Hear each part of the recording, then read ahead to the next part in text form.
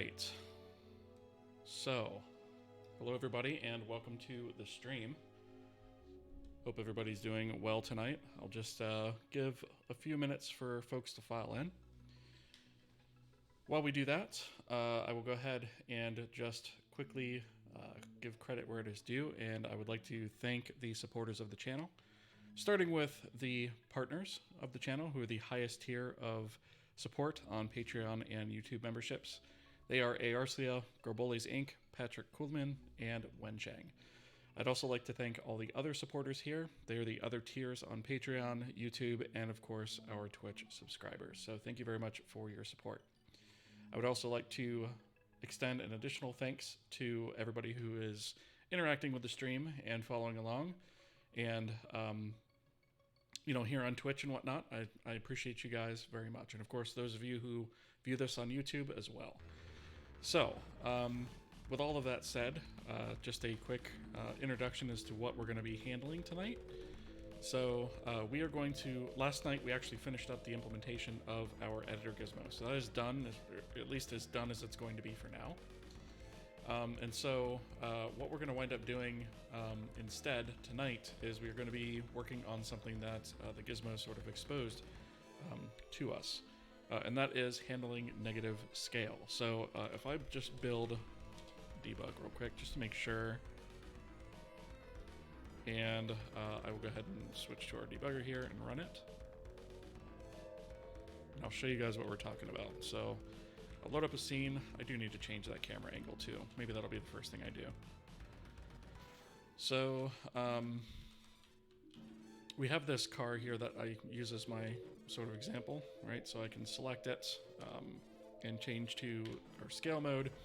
And if we mess with the scale on this and we scale it negative in one direction, right, we'll see that the geometry sort of inverts, right? So what was once facing outwards is now sort of being culled and facing inwards.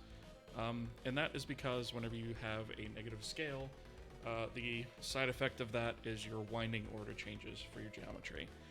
So that is the issue that we're going to go ahead and fix tonight. We put in a couple of things that we're going to need to support this, and we're going to put in all the rest of it now.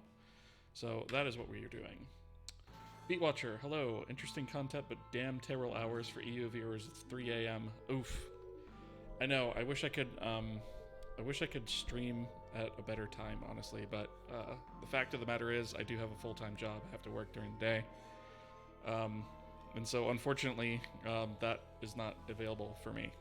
I'm not able to stream that. And this is really the only time I can make it work, at least for right now.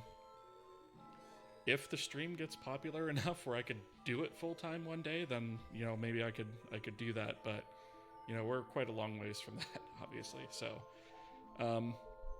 unfortunately, this is sort of the best I can do in terms of time, at least for right now. Weekends aren't really available for me either, just because that's kind of the time that I use for family time, as well as, trying to get things done around the house that I can't necessarily do during the week. So, for now, weekend streams might happen every once in a while, but these are going to be the hours that I have to go with, unfortunately. But dang, 3 a.m. That is quite late for over there. Yeah. Well, thank you for being here so late. I do appreciate that. All right, so I guess what we'll do is we'll go ahead and switch over to our editor. And we have a number of changes that we actually need to make before we can make the change that we actually need to make to fix the bug, right? So we're going to open, let's go with probably transform is the first thing we need to do. There was something that I had put in here that I wasn't 100% sure about, and I did a little testing off camera and found that it still wasn't quite right. So we are saving off the determinant, we are saving off the determinant of the matrix, but we're only doing that if we have a parent, right? So to refresh, the determinant basically gives you a idea of the overall volume difference based on the translation that you have, or the transformation that you have. So it's quite possible that that can go into the negative. For example, if you scale negative on an axis, this number becomes negative, right? And that's what we're going to use to determine when this happens. I don't know how much longer I can watch live, but at least we have VODs available. Yes, and they also get uploaded to the YouTube channel. I have to wait a certain amount of time before I can do that, but all of these do make it onto the YouTube channel as well. So the VODs, I think, are only able to stick around for 2 weeks on Twitch, but they are on YouTube afterwards indefinitely. So anyway, we're only actually performing this calculation if we had a parent and have done these things, but if we don't have a parent, we weren't doing that. So we actually need to grab this here and do it at this level as well. Right now, obviously, if there's no transform, there's nothing we can do on that, right? But this needs to be run against the L matrix, the local matrix, right? So here we're just going to say if no parent, do it against the local matrix instead. If we don't do that, we're basically going to have a 0 in the determinant where we really need that to be an accurate number. Okay. All right. So that is that change. The other thing that we should probably do is make our various structural changes. And so to do that, we're going to go to render types INL, and we're going to go right around where the plugin type is defined, and we're going to create a new enumeration. And in this case, it's going to be type def enum, and we're going to call this renderer winding.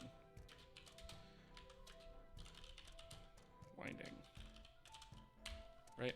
And what this is going to be is it's essentially going to tell the renderer to switch the winding order. Now, there's only 2 options on this. There's counterclockwise, which is sort of our default, and then there's clockwise, right? So this is going to be our way of sort of being able to tell the renderer from the outside that we need to use a different winding when rendering a specific mesh that has this type of transform. Nightloon Gamer, you didn't realize you'd get an ad? Yeah, if you're not subbed, you get ads. How many bugs have I added today so far? -1, because I fixed one. But I'm sure I'll add more. Don't you worry about that. Guaranteed I'll add more bugs. Guaranteed. So we're gonna say renderer winding. I guess we'll call it renderer winding. And we'll do counterclockwise equals 0. And we're doing that as the first one because that is sort of the default that our renderer is using now. And so any structure that's zeroed out to use that, we'll just kind of use that by default, right? And then we'll say our other mode winding is clockwise, right? And that's going to be set to 1, right? And I guess we should probably go ahead and comment this because most of this other stuff in this file is commented, so we'll say the winding order of vertices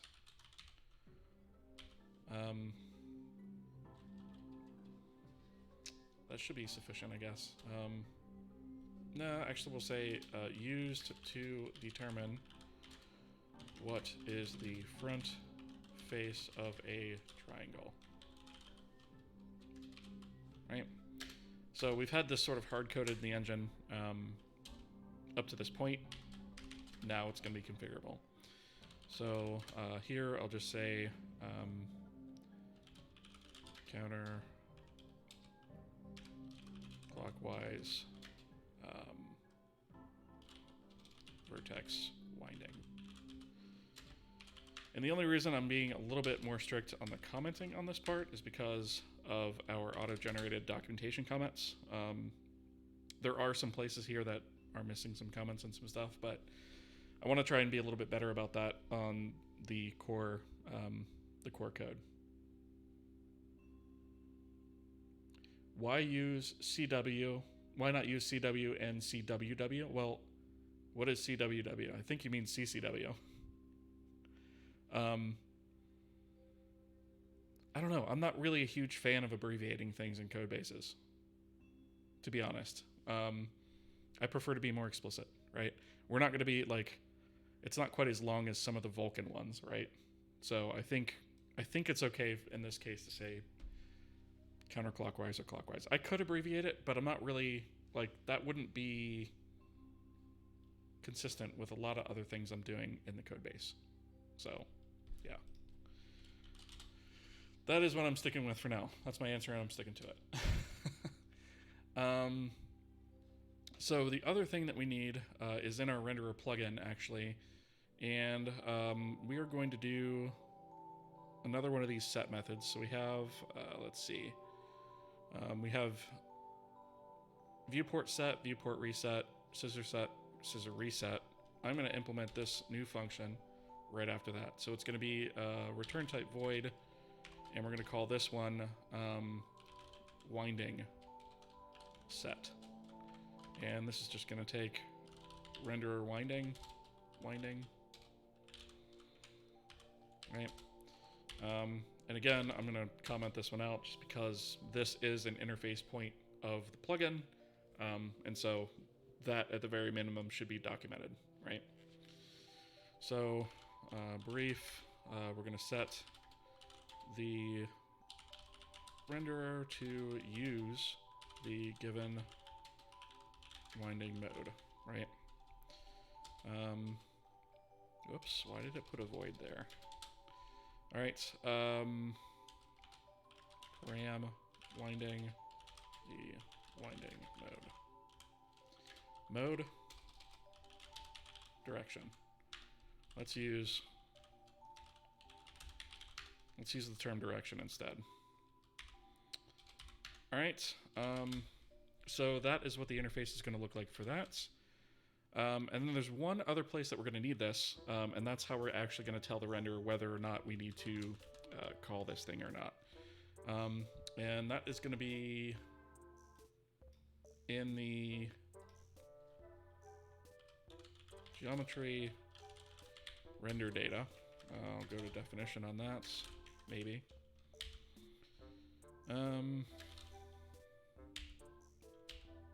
Apparently it doesn't like the go-to definition for tonight for some reason. Here we go. Okay, so this is what we provide in the renderer packet when we go to render geometry data, right? So we have the model transformation, we have the geometry, and then a unique ID, and that's used for picking, right? We're just going to tack another one onto this that says it's a Boolean, and it's going to be called winding inverted, right? And so basically what that's going to do is that's going to be our flag that we're going to look at to say, okay, for this particular object that we're rendering, we need to flip the winding on this and then flip it back afterwards. So that is that. I do actually want to go back here for a second. And I actually want to grab this. Oh, you know what? I actually forgot a field. We need the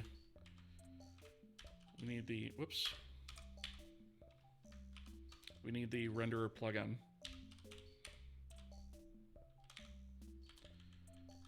We'll put that first. Right, and so actually we need a new param here as well.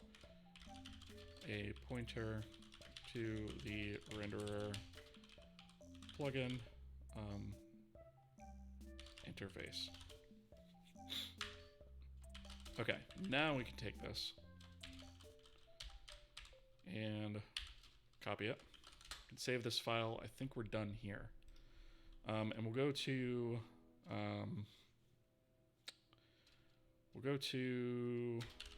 Vulkan backend. We'll go to the header file. We'll start there first.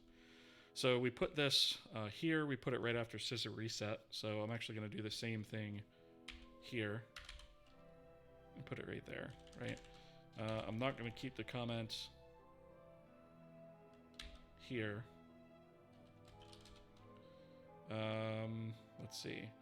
So this just needs to be renamed to Vulcan renderer winding set. And then we need that to go to Vulkan backend C. And again, we want scissor reset, right? And we're going to do it right here. All right.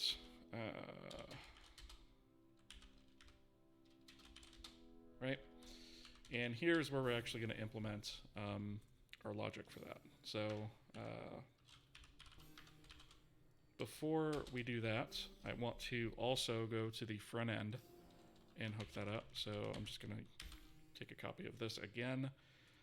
I'll go to front end, the header file, and we'll look for scissors reset, and we'll put it here. And we need to export that. And of course, this level, it's going to be just renderer winding set. And at this level, we don't need the plugin because that's internal to the renderer front end. So we can do away with that. And go to front end C file. Again, do scissor reset. Right after that, paste that there. Delete the export. Right. We can get the state pointer here. Probably had to come up with a better way to get that state pointer, but for right now, it'll work. It's definitely not going to be our performance bottleneck anyway. And from here, we'll say state pointer plugin winding set. We'll pass the address of state pointer plugin, and we'll pass the winding, right? So that's passing that from the front to the back. We also need to hook up the function pointer. That was in plugin main.c.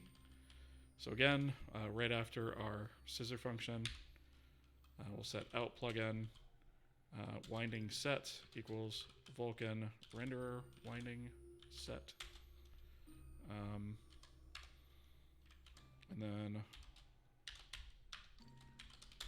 that is hooked up. And now we can actually start thinking about hooking up these actual methods, right? So I think the only thing that we're actually going to have to do here, well, there's a couple things to actually discuss about this, right? It's not going to be just as simple as a simple winding set call, right? So we're going to run into the same issue with this that we ran into with the other extension that we were using. So the VK command set front face is what we're going to have to wind up using to switch that winding order, right? And that is only native to Vulkan as of 1.3, which means in 1.2 or before, we're going to have to load a extension, which may also not be available. So we're going to need to implement logic to try and load the extension. If it's not available, fall back, and we're going to need a separate set of pipelines to use in the case of that extension not existing, which is a valid case for Mac OS because that extension is not implemented in Molten VK. So we actually have a few things to do to actually make that happen.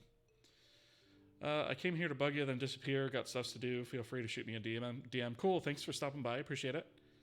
I actually have a surprise for you later on. I am scared to know what that is. No, I'm just kidding. Yeah, we'll talk later. We'll talk later, Nightlone. Thank you for stopping by. Appreciate it. All right. So, before we can actually fill this out, there's a bunch of things that we're going to need to do.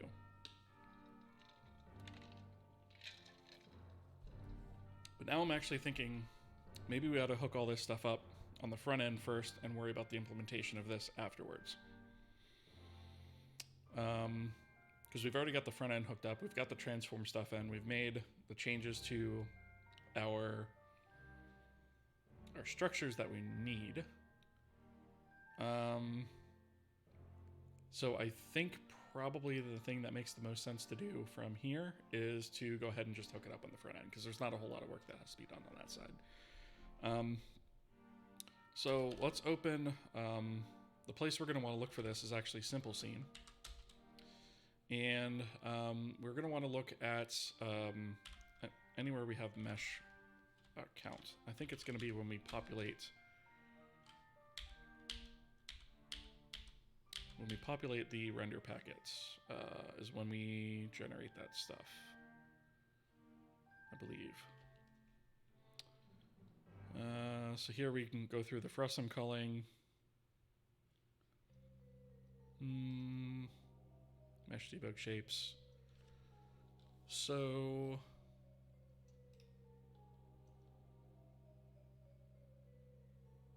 let's see.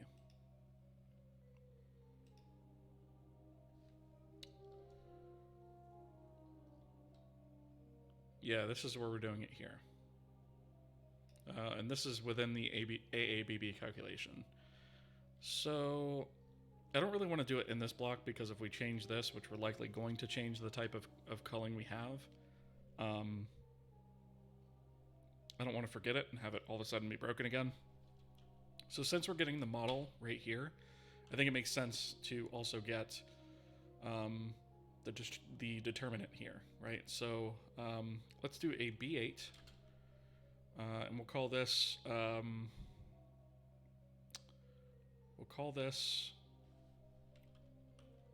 winding inverted, right?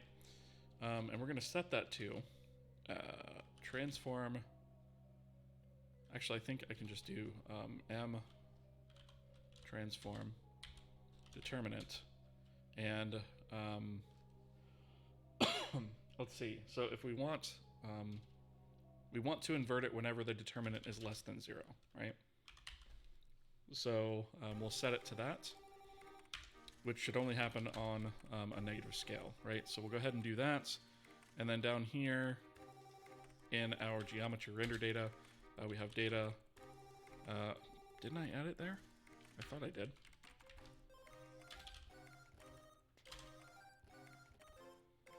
I could have swore I did. All right. B8. Winding inverted. It's so strange. I could have swore that I did that, but anyway. Winding inverted equals winding inverted. Right? And that is all we're going to have to do in terms of telling the renderer that we actually need to invert this, right? There is going to be one more side of this that we have to change, which is going to be in the view. That is responsible for making the calls to the renderer. And that's where we're actually going to make the change to look at that field and determine what we need to do. And don't worry, the surprise is fire. That's the... God. Yeah, I can just picture the way that you said fire, and that's kind of disturbing. But anyway, so we need view world, right? Here. And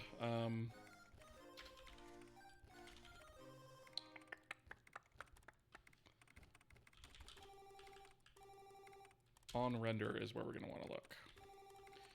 So if we go down a little bit here, we're applying our globals, applying the material. Okay, so right here, this is where we are actually issuing the draw call.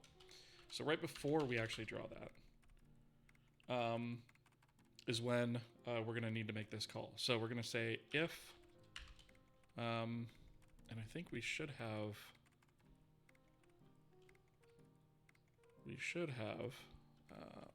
oh, wait a minute, you know what? I think this is the wrong place because this is terrain geometries. I don't want terrain geometries. I want static geometries. Here as we go. This is the draw call I want. So we want packet geometries sub I winding inverted, right? So we're going to say if winding inverted. Then we're going to say renderer winding set, and we're going to say renderer winding clockwise, right? So if we need to invert that, right, we'll go ahead and do it there. The other thing is, after the draw call, we're actually going to want to do the opposite, right? So if it was inverted, we are going to want to change it back.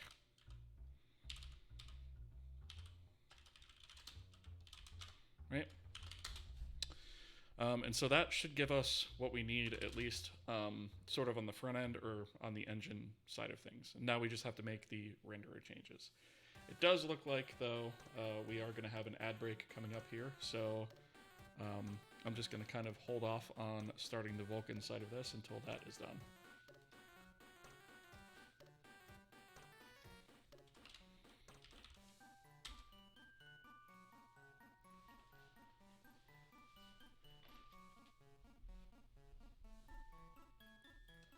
Ad breaks are generally 90 seconds, so we've got a little over a minute of that left.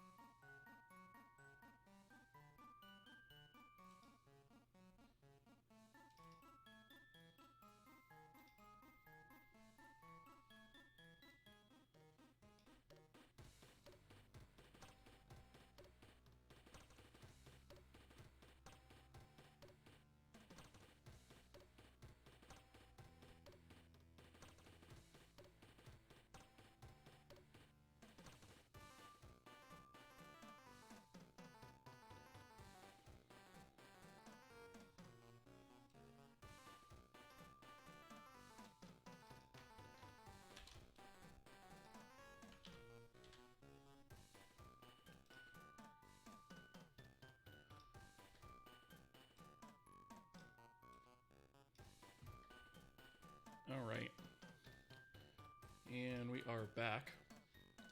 So before we jump into this, I want to briefly kind of discuss what we're going to be doing to handle this issue. So the command that we're going to be issuing is vk command set front face, right? And if we actually, let me move this out of the way for a second. If I look at the pipeline, when we create the pipeline, right now, we are defaulting to counterclockwise, right, as our front face. This is our winding order, right? And it's hard-coded right now. And so in order to swap that on the fly, this is the command that we would use. Now, as I alluded to before, looking at the Vulkan spec, this is provided in version 1.3, which is fine if we have 1.3, right? So if we have 1.3, we want to use that. Or the equivalent command, if it's not provided, right? If it's not part of core, meaning we're on something less than 1.3, then we need to use vk command front face extension, right? Or vk command set front face extension, rather, right? And this is something that has to be loaded. It has to have a function pointer actually loaded and all that, just like we did with the dynamic topology stuff, right? But then there's also the situation where we have a device that doesn't support any of this, right? It doesn't support this extension, and so we're just not able to actually load it or use it, right? And so in that case, we're actually going to have a different graphics pipeline to handle that. And so how are we going to handle this, right? Because we're already kind of, we already have up to 6 for all the geometry or the topology classes already, right? So to remind you, that's 3 for triangles. So triangle, what is it? List, strip, and fan. And then also we have line, list, and then line strip, and then we also have point list, right? So that's the 6 that we have currently, potentially, right? In the case of Mac, which is gonna force us to do this. And so now this means that we would also have to have another set of pipelines with these 2 various options, right? So the only 2 options here are counterclockwise or clockwise, right? So thankfully, there's no more than that. And so I think for this, the way I'm going to handle this, at least for now, is we're going to essentially keep another array of pipelines that are only ever used in this exception situation, where we don't have the so-called native support of 1.3, we don't have the extension support of 1.2, or I think 1.1 through the extension. We have to do it sort of the hard way, right? And so with that in mind, that is sort of the way that we're going to go ahead and handle this implementation, right? So the first thing that we're going to want to do is we're actually going to want to go to Vulkan types, and we need to look at the shader. Let's see, that's just shader stage. I probably should have looked at Vulkan shader. Yeah. Although I don't know how much better that's going to be. Stage config. Vulkan shader config.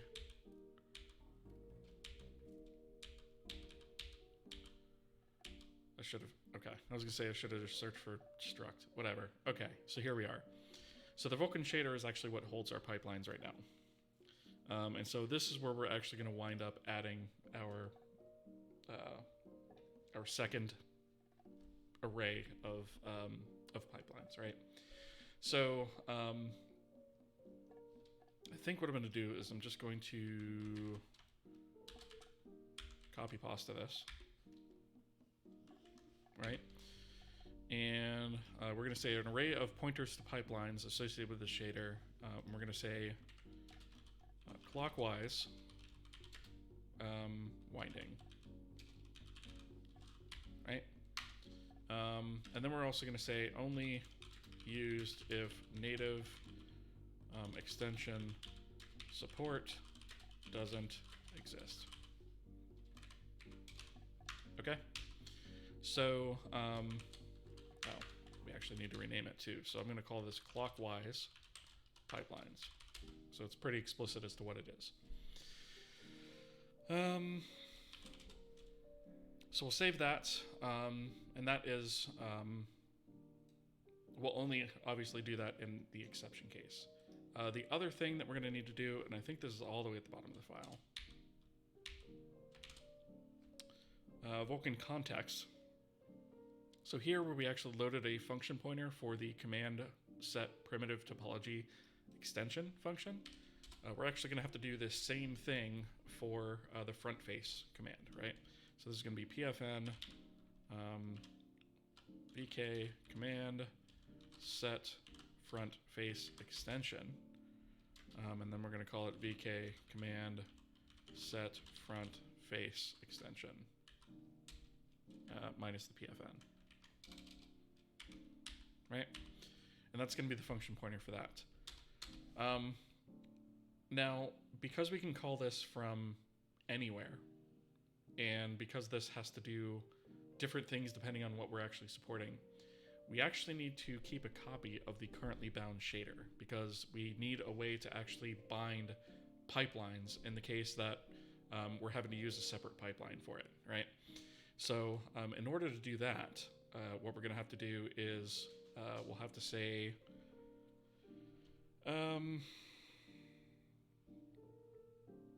I guess struct shader bound shader, right? And this is just going to be a pointer to the currently bound shader. Right? So there's that. We need a place to hold on to that. And then in the Vulkan pipeline config, here we are. We need to add something to this too, which is going to be renderer winding, so that when we're creating the pipeline, we know what winding we're creating it with. So this is going to say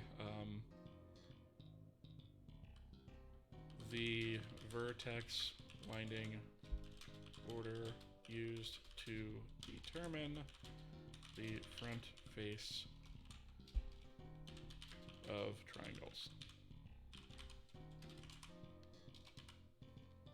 All right. So there's that. And then the last thing that we need to do is we actually need to, I think this is towards the top actually.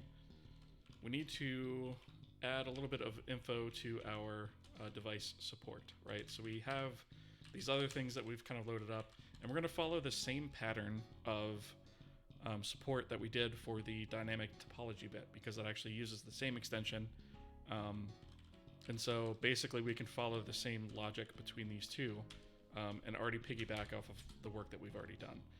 So here I'm going to say Vulkan device support flag. And in this case, we'll say, we'll start with native dynamic front face bit, right? And we'll set that to 8. And then I'm actually just going to copy this line because that's a lot of typing. And we're going to remove the native word, right? And so this is for the support via extension. We need to actually add in a 0 in front of all these guys, right? Because we're actually going to expand out to 2 digits here in a second. So 04, 08, and then this is 10 or 16, right? And so in this case, we'll say brief indicates if the device supports native dynamic front face swapping. And we'll say IE using Vulkan API greater than or equal to 1.3, right?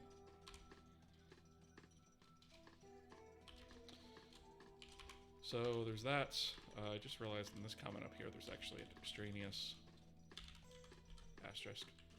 All right, so that's the dynamic native support. And let me just paste this copy of this here, and instead of native support, we'll say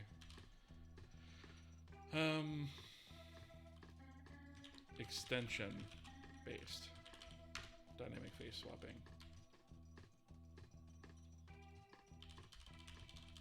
Get rid of all of this. Okay. So there's our support flags for that. Wait, why did this go? Why did this do that?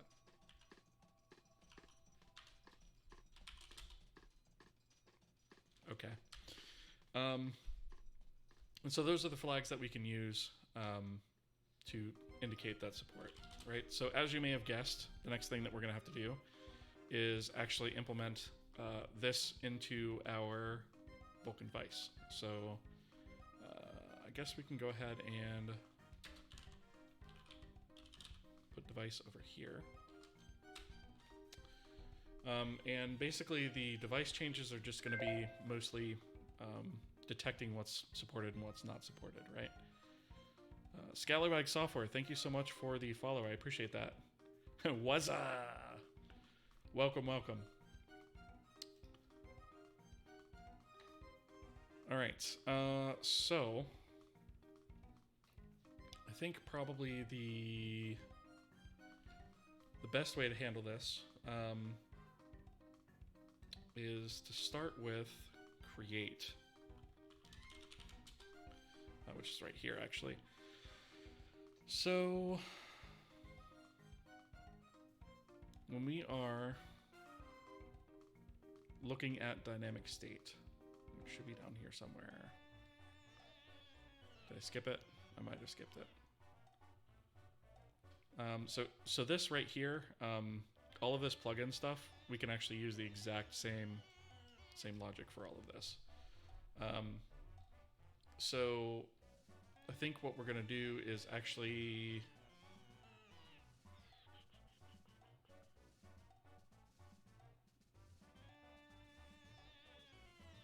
I guess it's possible that one would be supported and not the other.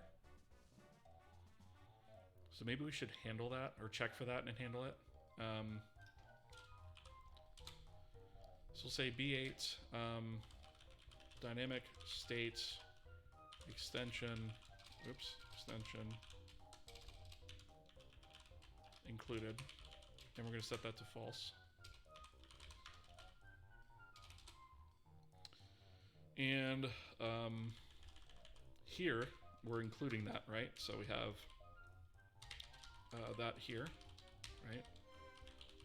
And so we can say dynamic state extension included is true here.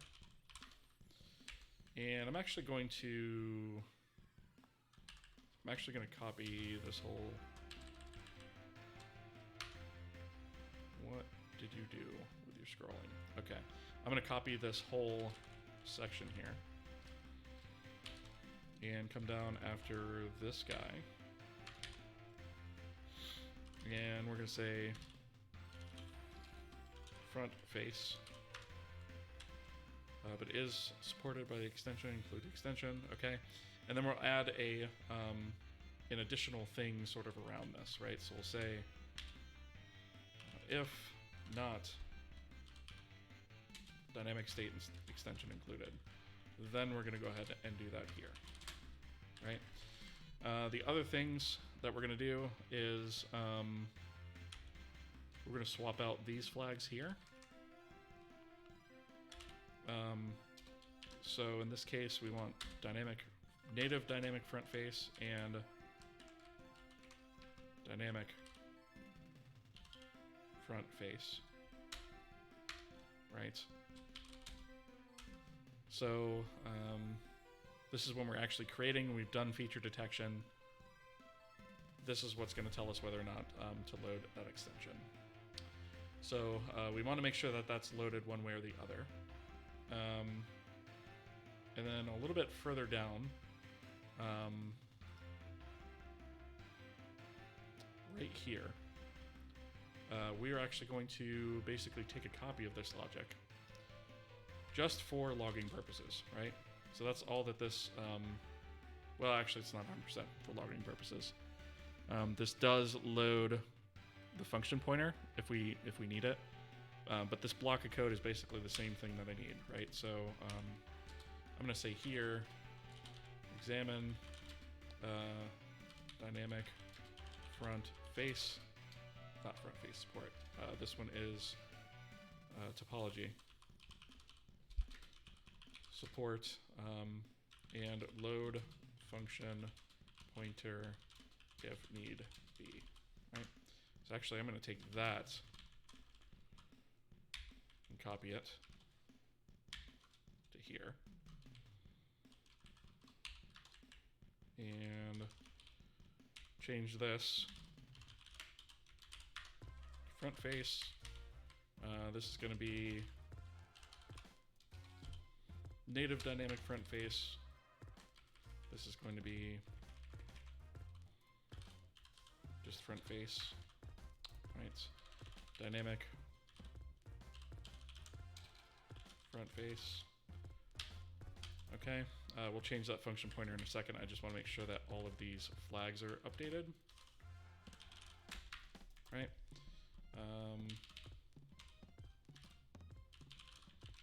Front face and front face. Okay.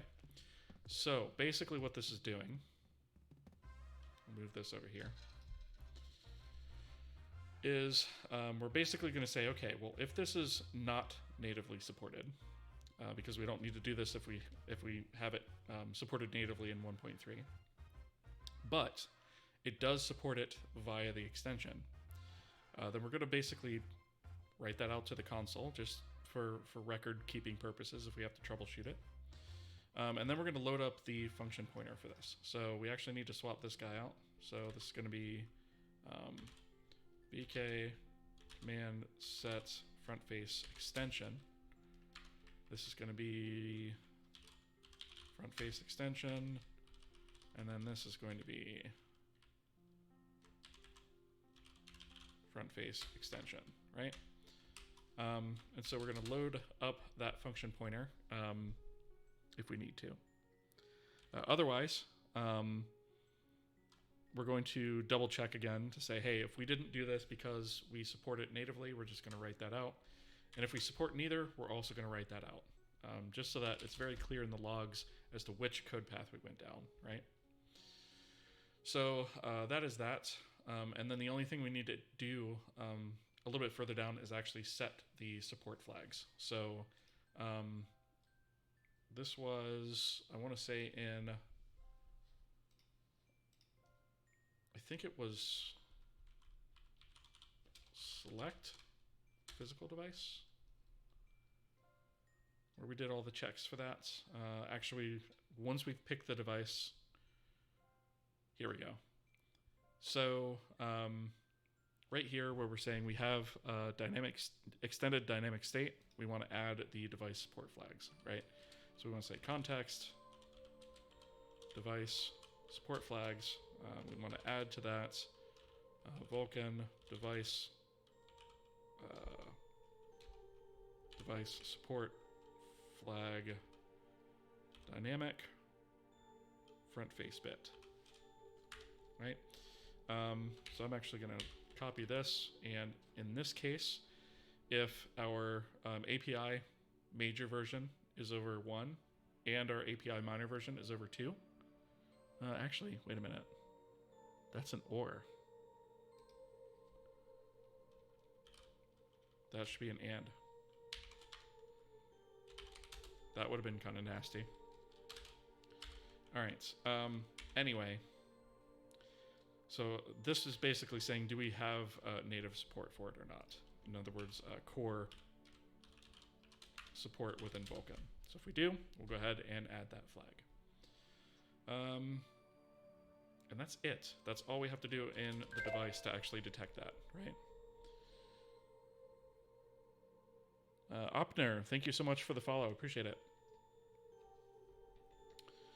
All right, so that is it for that.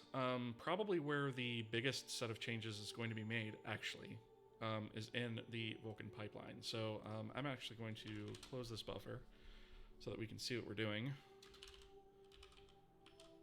And we'll go to vulcanpipeline.c because I don't think there's anything we're going to have to make changes to in the interface. No, not that I can think of off the top of my head. All right, so the first thing that we're going to have to do is we're going to have to look, we're going to have to change this, right? Because this right now was hard-coded. So we don't want that to be hard-coded anymore. So in this case, we're going to say if config winding equals renderer winding clockwise, right? Else if config winding equals renderer winding counterclockwise, right?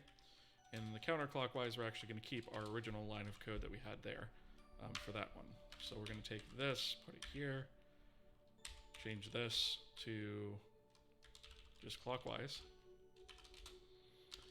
And then we're also going to handle the user passing rubbish data, because that's possible. So we're going to say kwarn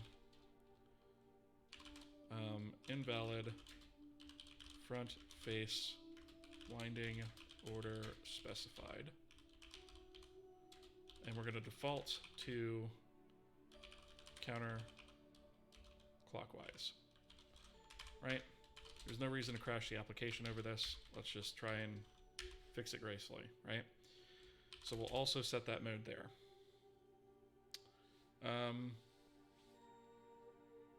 So that's all we should need to do there when actually creating the pipeline. Some of the other changes that we're going to have to make is to, dynamic state. So this section, and we actually need to kind of overhaul this a little bit, because I realized something earlier when I was kind of preparing for the stream, that we are just kind of hard coding this primitive topology to be in there, whether it's supported or not, which is not great. I'm honestly surprised that the Mac wasn't like throwing up about it. I think it was throwing an error, but it wasn't crashing it. But we were getting a validation error. So we need to handle that dynamically, right?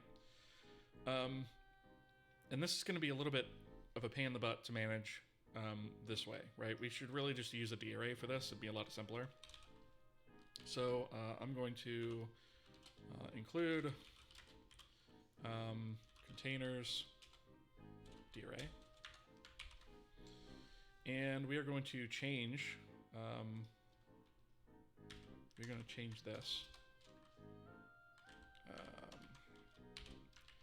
to an array, and we're going to say equals D-array create. The type of that is going to be obviously VK dynamic state, right? We don't need this state count anymore because that's going to be fluid, right? And then we say here, we'll say D-array push. The array is going to be dynamic states. The value is going to be that, right? And then we can actually take a copy of this and put it here. And I'm also going to put it here just for a second. And then go here and change these into proper calls, right? So we can get rid of some of the errors we have. Okay.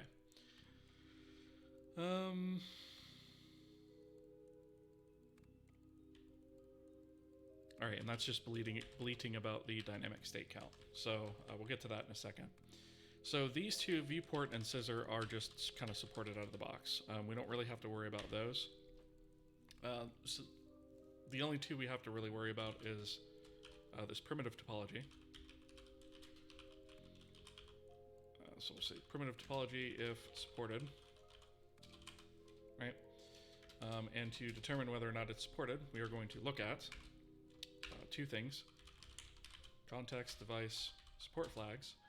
And we're going to say that needs to be either have the Vulkan device support flag dynamic, native dynamic. We'll do native dynamic topology first.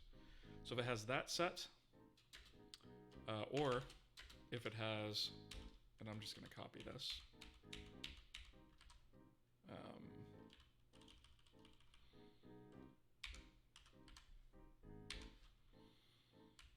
The non-native version of that, right? Right, so if it has either of those things, then we'll go ahead and push to the D-array, right? So if we support it, then we'll go ahead and load that into dynamic state. If we don't, we won't. So I can actually take a copy of this, put it here, And instead of primitive topology, it's going to be front face, if supported, right? So we'll say native dynamic front face and native or non-native dynamic front face and dynamic state front face, right? Incidentally, there is an ext there, but if we actually look at the definition of that, it is literally the same. It's just pointing to front face, right? So there's no sense in actually using the ext version of it. All right. Okay, so that is that. We also need to get rid of this dynamic state count and change that to d-array length, and that's going to be dynamic states. Now, we have now dynamically allocated some memory here. So that means at some point we're going to have to clean this up. And so what I'm going to do is go to the bottom of this function, which is, I don't know, there. And right here, we're kind of cleaning up. Actually, are we cleaning that up? So we're doing... Oh, no, I guess we don't need to there. So right after we create the graphics pipeline is probably going to be the time to do that. So, so we'll do a cleanup, and then we'll say d-array destroy, and then that's going to be dynamic states, right? Because once that's fed in, and once that pipeline is created, we don't need that array anymore. And ads. Let me break for ads. A little bit late on it that time.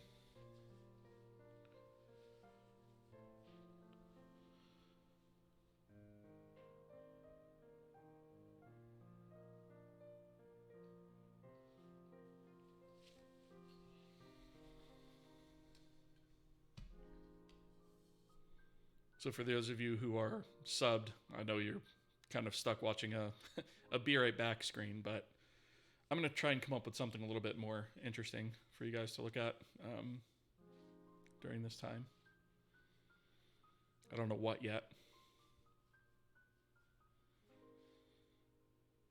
But anyways, it only happens for 90 seconds every 30 minutes, I think, something like that.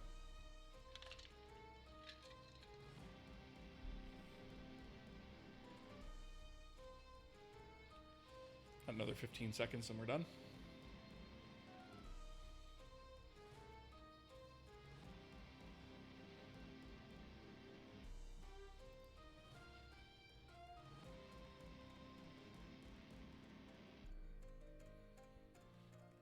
All right, and we're done. So I realized I cut that ad break a little bit late. So all we're doing is we basically wait until after the graphics pipeline is created. After all of those structures and stuff we created up here have all been ingested, it's not mutable at that point. We can start throwing stuff away. So we do our cleanup, d-array destroy right here, and that gets us what we need, right? And this is actually all we have to do in pipelines for right now. So not too much crazy there. I think the real probably bulk of it is going to be in the renderer backend. And I say real bulk of it, it's actually not that much, because we're actually going to be able to build on top of what we've already kind of built. So the first thing that we're going to actually have to do is we're going to have to do a new include. And that's going to be of renderer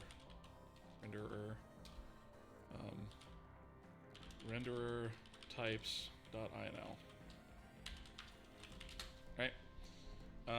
So we have that, and then the other thing that we're going to want to do is we're going to want to set up our pipelines. So we'll get that done first, and then we'll hook up finally that function that we sort of stubbed out.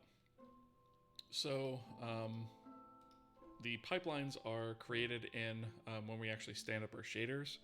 So shader, oops. Shader initialize, I think it was. Yeah.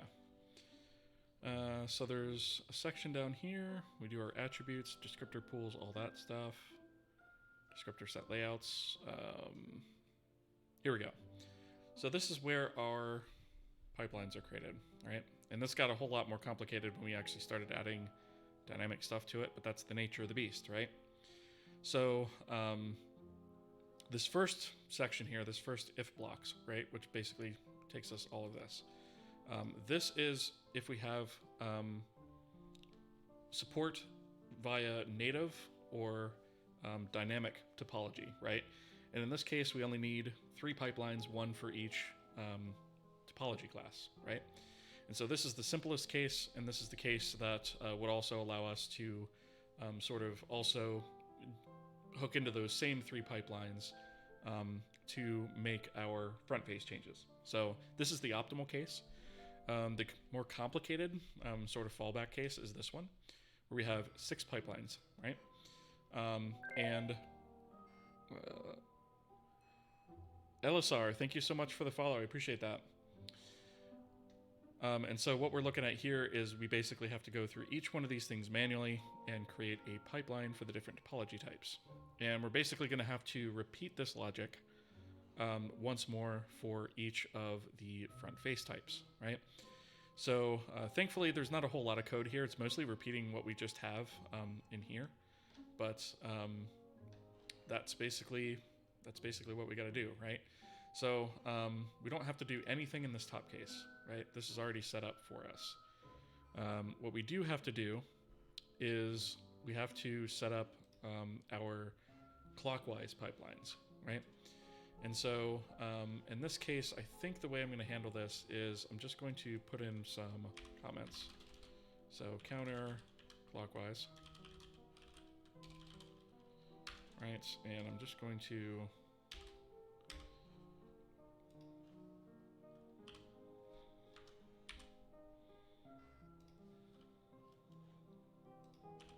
kind of do this all the way down, because we're also going to have a counterclockwise set of these, right? So this is sort of the, we're kind of configuring it, so to speak. So what we're going to do here is we will take a copy of this, put it right below here.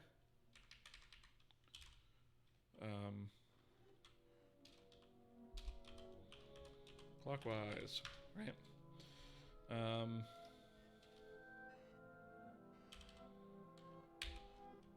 I guess it really doesn't like delete word there. Whatever. Vim issues. So we will change this to clockwise pipelines.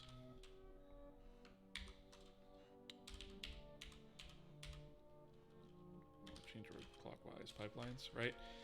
But the code is going to be the exact same, right? The supported topology types are going to be the same. We're literally just kind of creating another one of these right alongside it.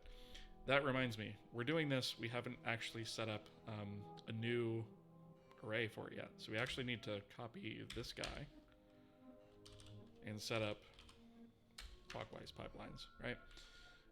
So we're going to create an array of pointers to pipelines, 1 per topology type.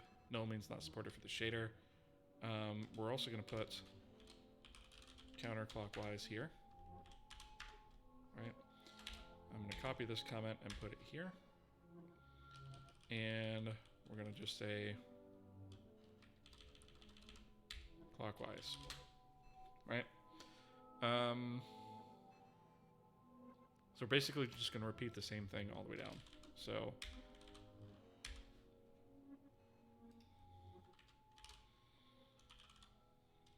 counter clockwise pipes, sorry, clockwise pipelines, right? Right, and then this is just going to be that,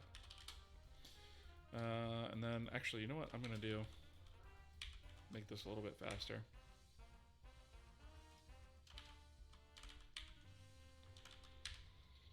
Let me just do all the copy pastas first.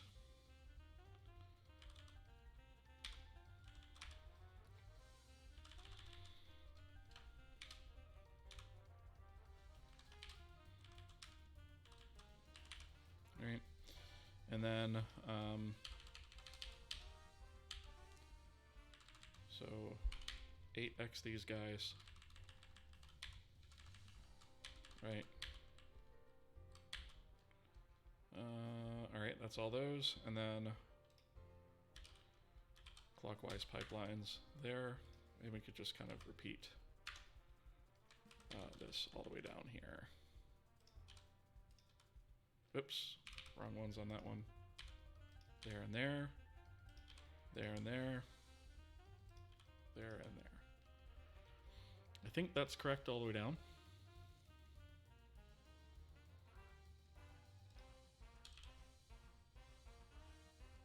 That's looking pretty good. All right. All right, let me get caught up here on the chat. Hello, LSR. Welcome. Just discovered your project. Very cool. We're inspired by Handmade Hero by chance. I owe Casey so much. So yeah, I have watched, or I watched the beginning of that series a few years back, and yeah, I would say there's definitely some inspiration there for sure. Also, along with Jonathan Blow's streams, I watch a lot of his stuff as well. So yeah, there's definitely credit where it's due there for sure. I've kind of taken some things from that, but kind of gone my own direction with it, because not everything that Casey does I agree with, which is fine, you know.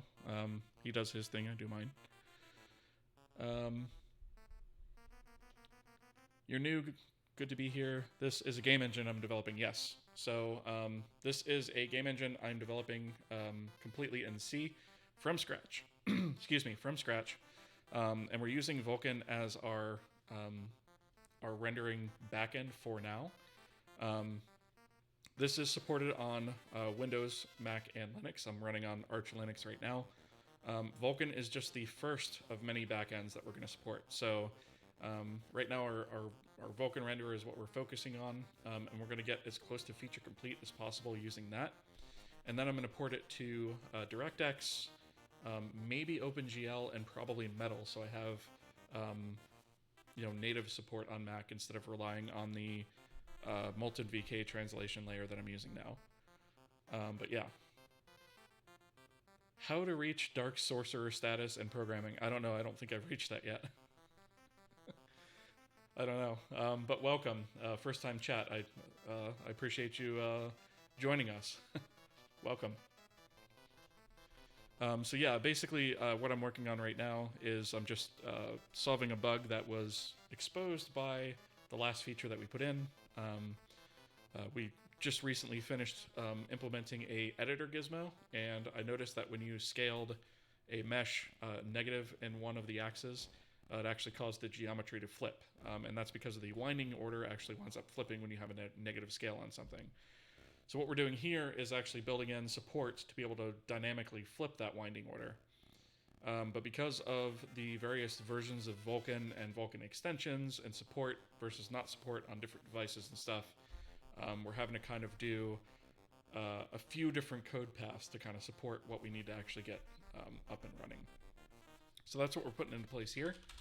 And so in this case, it's requiring that I actually make a different pipeline for each of the geometry topology types. Xiaomin Tao, I hope I pronounced that correctly. Thank you so much for the follow. And so what I'm doing here is I'm basically building a pipeline for each topology type. So that would be triangles, lines, points. And then if we don't have the features that we need to support dynamic switching between that, we actually have to create one pipeline per, right? So that's what all of this is doing. So with all of that in place, I think the only other thing that we probably need to do at this point is actually implement the function that we wrote earlier.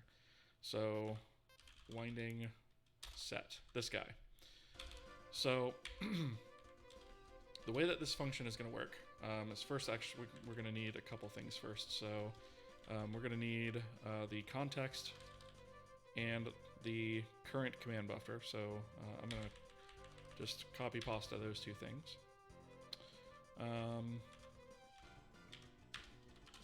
Right?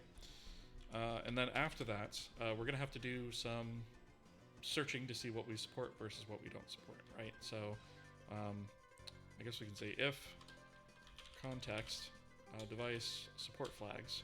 And first we're going to check for native support, right? So this is really where all of those flags that we've been putting into place, this is where they wind up getting used, right? So we're going to check Vulkan support flag dynamic native. Wait a minute, where is it? Native. Why am I only getting the one for topology? Should be front face bit. Okay, I guess my IntelliSense was just not wanting to do a thing. So if we have native support, meaning we're on Vulkan 1.3, we have core support, we can just call vk command set front face, right? So in this case, we need the command buffer handle. And then in this case, there's only two options that we can actually pass to front face. So we'll basically just translate our render winding here to one of the Vulkan types. So we'll say winding equals, let's go ahead and do counter clockwise first, right? Because that's going to be the most common case. So we'll say vk, what is it, front face? Counterclockwise? Yep. Otherwise, vk front face clockwise, right? And so that's what we're doing there. You know what? Let's clean this up a little bit. Let's do vk front face. We'll call this vk winding, and we're just gonna do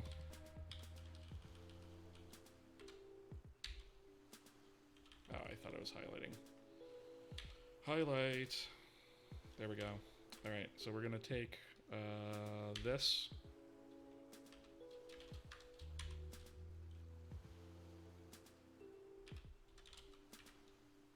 And do that, right?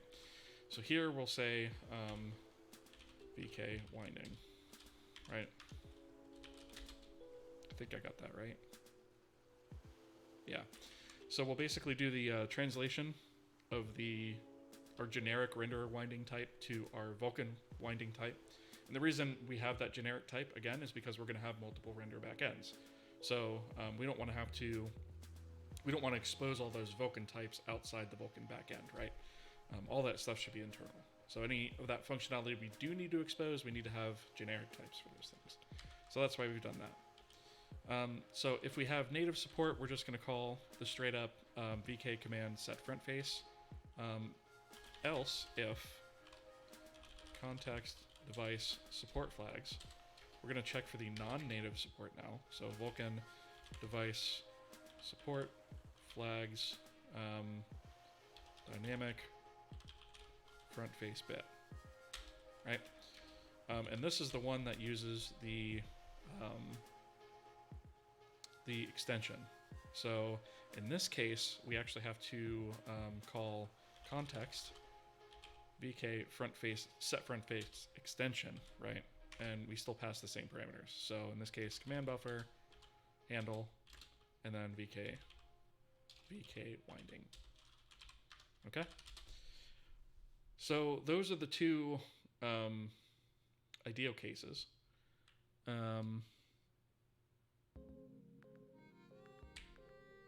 What's happened here?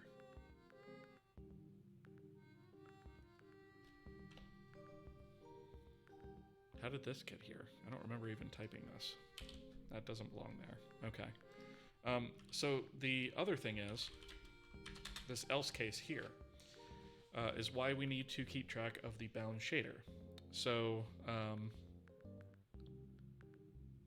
I moved a line outside of the function above, did I?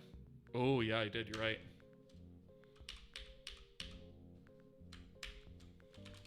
I must have fat fingered something. Thank you for that. I would have been horribly confused later. Actually, I probably would have noticed it in the diff, maybe, but thank you for pointing that out. I appreciate it. Dark Sorcerer status equals spend 30k hours programming. I have no idea how many hours I've spent programming, but I don't know. What does that translate into in, like, actual days?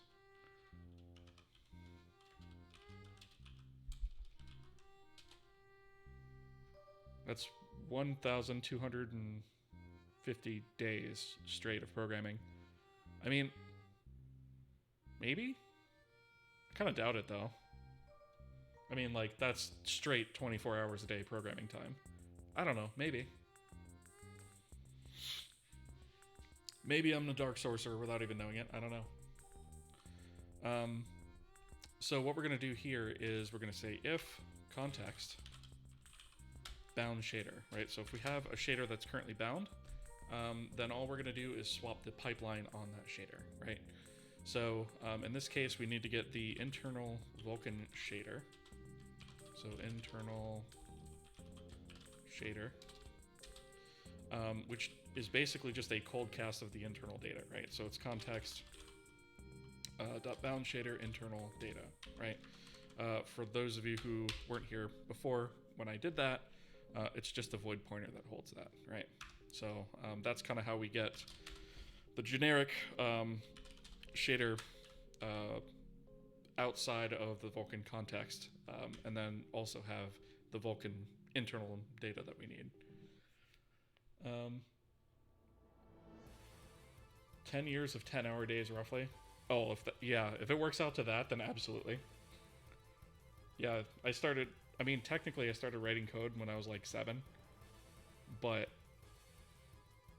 yeah, I mean, I've easily done 10 years of 10-hour days professionally speaking, not even counting what I do on the side. So yeah, if that's the caliber, then I guess so. Okay, so in this case, we want to bind the correct winding pipeline. So we're going to say if winding equals, and we'll say render winding counterclockwise. Then we're going to say Vulcan pipeline bind. We want command buffer, and I think we just use that as is. The graphics pipeline bind point, or the pipeline bind point rather, is VK pipeline graphics. Wait. Pipeline bind point graphics? That's what it is. Okay. And then the pipeline is we're going to use internal shader. We want pipelines, right? Because this is the counterclockwise pipelines. And then the sub of that is going to be the internal shader bound pipeline index, so that we are sure that we get the correct one, right? I think that's all we need to do for that. So we can go ahead and grab a copy of this and then go into an else. So if we are clockwise, all we have to do is go to our clockwise pipeline equivalent, right? Now, if we do not have a shader bound for some reason, which the only time I can think that this would be an issue is like when we first start up the engine, then we're not going to be able to do anything at all, right? In this case, we've exhausted all of our options. So in this case, we're going to say kerror unable, unable to set winding because there is no currently bound shader. And there's not really much to do about that at that point. So the only time you're ever going to hit this line of code is literally on a device that doesn't support either of these things when you're first starting up the engine. Otherwise, I can't see when you would actually hit it, right? Unless you've done something horribly wrong in like your view code or something like that. I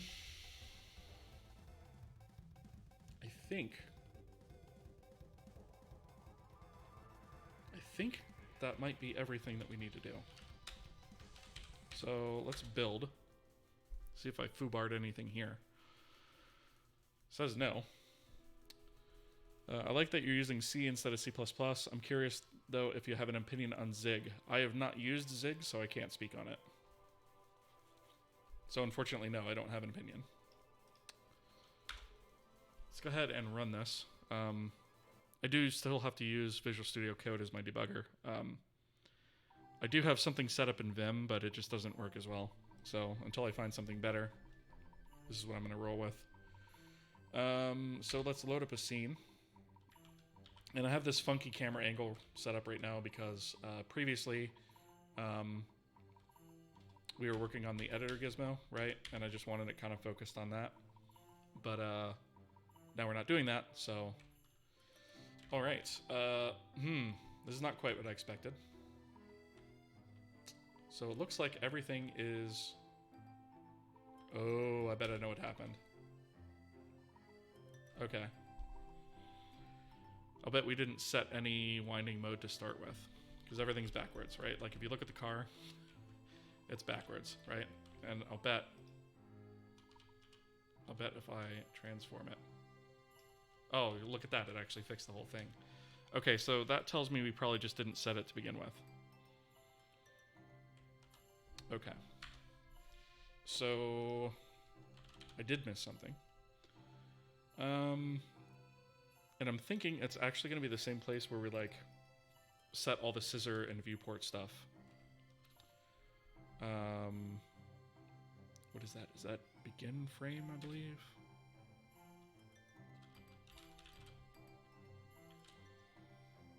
Is it frame begin, I think?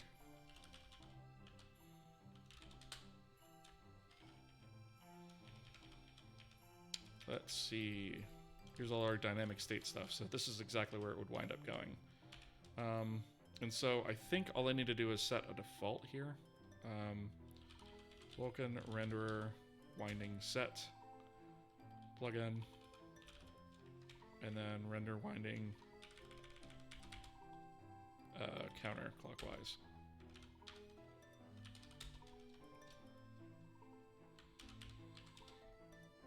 I think that's all I need to do.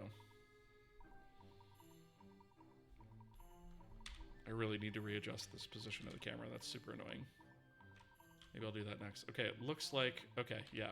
Everything is correct now. So, now we should be able to select the car, move it around, scale it negative on the x-axis, and look at that. The geometry flips like it's supposed to. And it does maintain all the normals as it's supposed to, right? So if we go into our normals view here, we can see that, you know, everything's still facing the direction that it should be heading, right? Even when we rotate this thing, right? So it looks like our solution is good, and it just flips the winding order for this one particular object, and that's it, right? So cool. I think we can call that done. I'm trying to think if there's anything else I might have missed along the way. I don't think there is. Let me see. Remedy BG is pretty usable these days. Does it work on Linux though? Because I briefly looked at that, but I think it was only a Windows debugger, which I don't run on Windows unless I have to. It occasionally lies to you when debugging multi-threaded code, which is super annoying, but it's super fast compared to VS Code or VS. Okay, well, that's good to know. I mean, I feel like I've gotten lied to before on multi-threaded code with both Visual Studio and Visual Studio Code. So I don't feel like that's a unique problem to remedy. It's also a single executable that's like 5 kilobytes, which is super nice. So it's portable, I'm guessing, is what that means. But I'm guessing that also means it's Windows only, right? Damn. Yeah, see, that's the thing. Like, I could use GDB, but I don't have time for that, right? So yeah, I mean, on Linux, VS Code is really the best option I have at the moment. Unless I find something that's better. I don't know. Maybe it'll be one of those things that I eventually have to just write myself because there isn't one out there. I really don't want to do that, but I much prefer working on Linux.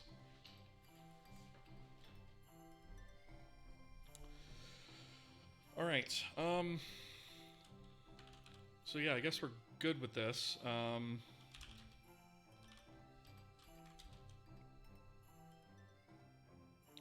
it looks like we've changed, what, 12 files?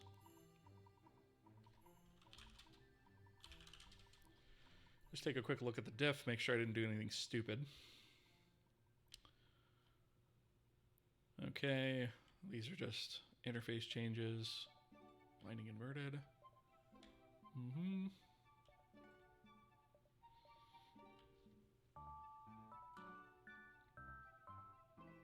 Yeah, Linux doesn't have a whole lot. It's getting a lot better. It's a heck of a lot better than it was 5-10 years ago, for sure.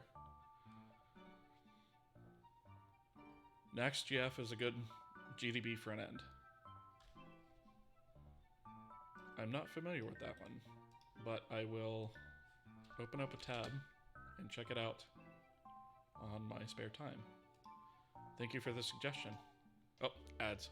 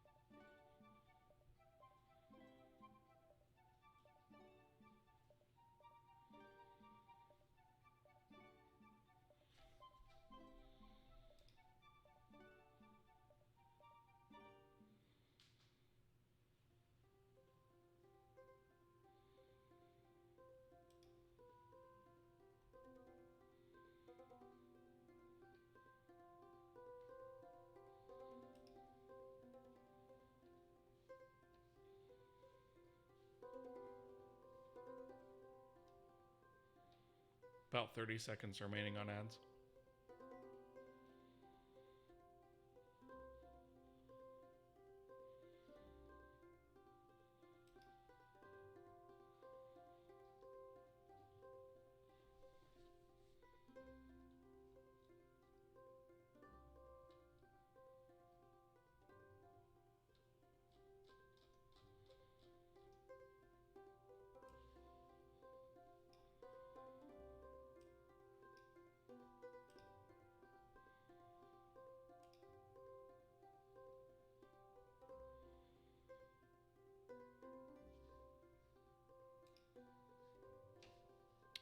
All right, we are back.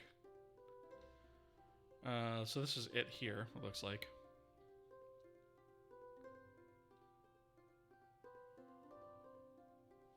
Oh, okay, it's got disassembly too.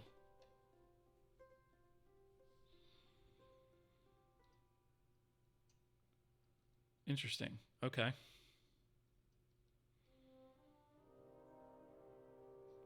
Does it have... One of the things I use... oh, it does have a memory view. Good, good, good, good.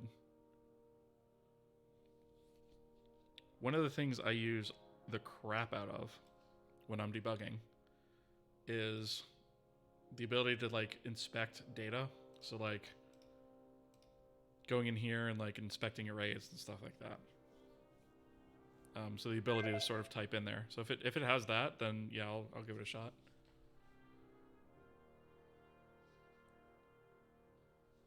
Leska1945, thank you so much for the follow. I appreciate it. It has a tree view of local variables. So kind of like, well, I'm not running, but kind of like what's here, I'm guessing. If I run, pause somewhere. Like this. Like this is really handy too. And of course, you know, the ability to go in here and do this. Which, this doesn't always work 100% either. So like if I do... yeah, see like stepping sometimes on multi-threading is weird. Unexpected GDB output, right? So this isn't perfect either, right? But if I hit this, like sometimes I can just type result here. Right? It's kind of nice to have that. The debugger is honestly one of the things I miss about Visual Studio, but it's not enough to make me want to use Visual Studio. While I have this open, actually, before I check in everything I'm doing, let me fix this stupid camera positioning because it is absolutely driving me nuts. So, unfortunately, I don't have a way to serialize this at the moment, so I have to do it kind of manually.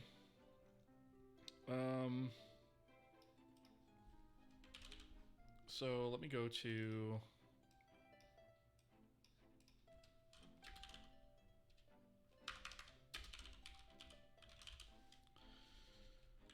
testbed main.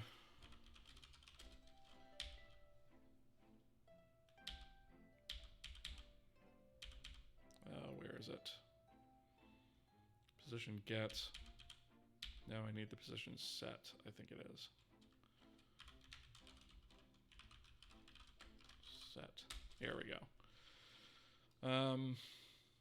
I have this just hard coded because it is like a testbed application, but it is super annoying to have the wrong starting camera angle. So the position is at 16.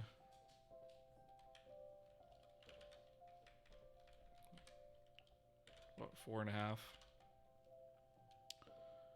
And 24. I'll call it 25. And more importantly, the camera angle is at -20.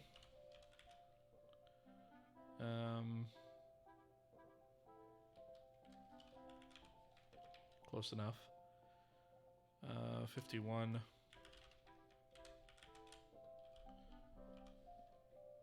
And no roll. All right. So now I should be able to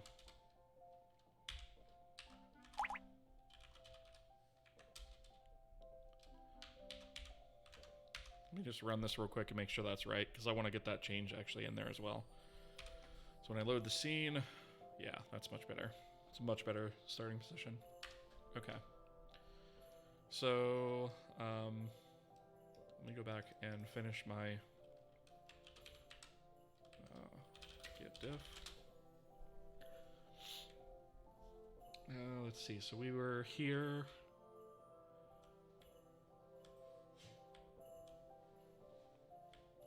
That's where we flip the rendering. There's the function we just wrote.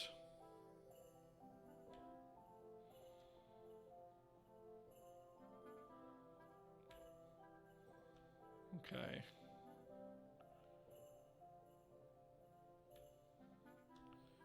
I don't see anything stupid so far.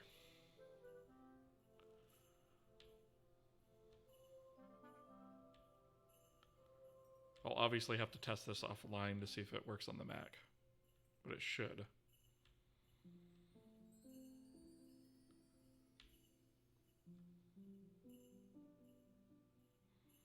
Wait a minute. Did we...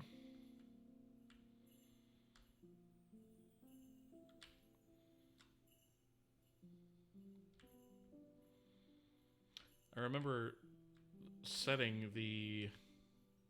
or adding the property to the configuration, but I don't know if we actually set that or not. We must have, because it's working correctly.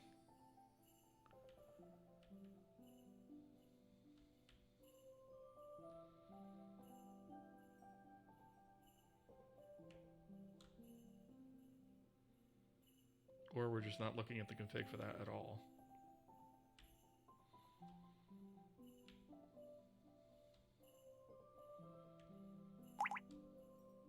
yeah, I didn't see it anywhere. So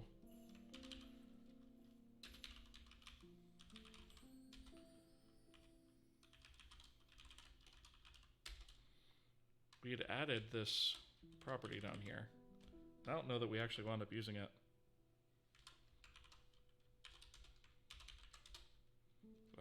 Whoops.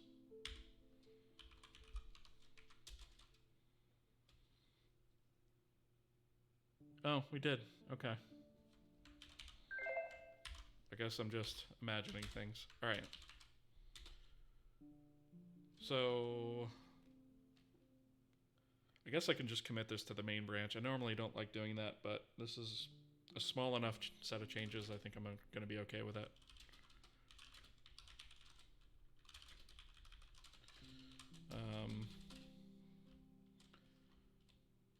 Allowed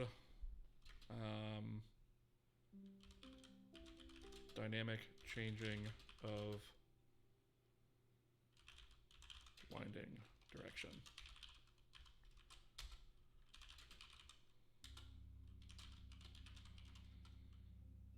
Cool. All right, so that code is live. You guys now have access to it. Do I have any facilities for metaprogramming in this engine? Not yet. I don't know that I will either. But not really yet, no. LLO FYY. Thank you so much for the follow. I appreciate it. Welcome. All right, so now we can actually move on to the second thing that I wanted to tackle tonight, which I don't know if we're going to get all the way through, but we can at least kind of get started on it. And that is viewport support. So one of the things that is really annoying that we have, and I think the render view is actually, let's see, I think it's on packet build, I want to say, or is it, where were we doing that? Might have been on resize, perhaps.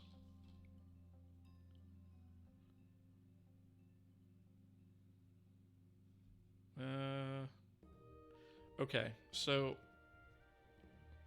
this is one place where we're doing it, right? Where we have this sort of internally held projection matrix that's done on resize, right? And every time we resize the window, we have to notify all the views of this, and all the views sort of have to update their own projection matrix, whether that be a perspective or an orthographic, like for the UI elements. And that was great as a sort of interim hack to get things working, but there's all kinds of places where we're sort of generating this information on the fly. Another place that I can think of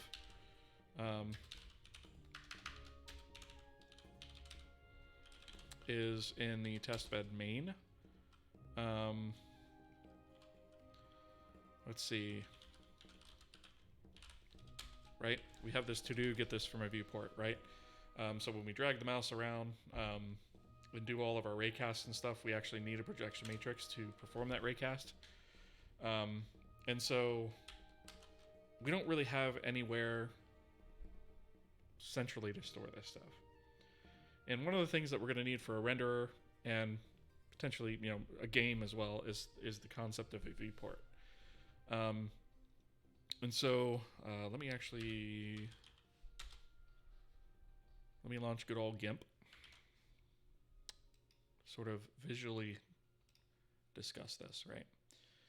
So typically you have your window, right? It's somewhere on the desktop, whatever, right? And then you typically have your game scene, which may take up the whole screen, right? I'll do this in a different color. All right, so maybe you have your game screen. Go away. That takes up the whole screen. Why have you gotten rid of my color? Why have you done that? All right, so we have this, right? But then maybe you have some sort of on-screen element like a mini map, right? That gets rendered up here. Or maybe you've got some sort of UI element where you've got a window that pops up on the screen with a whole bunch of inventory items, right? And you click one of those items, and then you've got another little screen that sort of pops up over here somewhere, right? And renders a 3D model. And so all of these things are going to have different requirements. And in fact, the UI overlay itself on top of the scene is also going to have its own requirements as far as what gets rendered there, what projection matrix it uses, etc. Another example might be if we get rid of all this. So in an editor, you, in fact, I'm going to open up Blender as an example, right? In Blender, you have like your viewport of a scene, which is technically in this sort of box here, right? And that renders the scene, and then you've got all these other gadgets here that sort of get laid around over top of it, and things like that. And those all use different projections, right? And so the concept that I'm getting here is we need something to hold that, and typically that would be what we call a viewport. And a viewport is basically going to manage a few different things. A viewport is going to be aware of the screen space that it represents. So it's going to know how big it is wide and how tall it is on the screen. It's going to know how big it is relative to the entire screen. It's going to know how to translate from screen coordinates, overall screen coordinates, to its local coordinates. So, when you move your mouse over it, it sort of takes those global coordinates for the entire window and trims them down to coordinates for that that are localized to that viewport. It's going to hold the projection matrix that's going to be used. It'll respond to resize events and things like that. So we need to develop a structure that we're going to call a viewport, go figure, that manages all of this for us. And the way that I'm going to do that is viewports basically themselves, all they do is draw the screen, right? And they can be owned by something else. Eventually, every viewport, I'm thinking, is probably going to be owned potentially by a UI object. And then the UI object will be responsible for scaling that viewport, etc.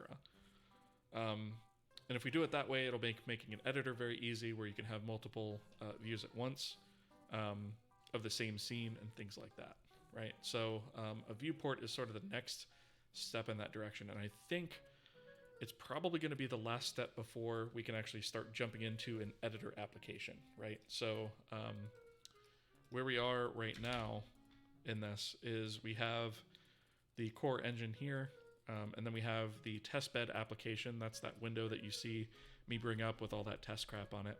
And then we have the sort of application code, which is the testbed lib. That's hot reloadable. So we do have hot reloading available here, so we can recompile just the testbed lib with small function updates and reload those in real time. And so we'll do the same thing for an editor, right? Lethal Weapon 13 and Hermes, thank you so much for the follow. I appreciate it.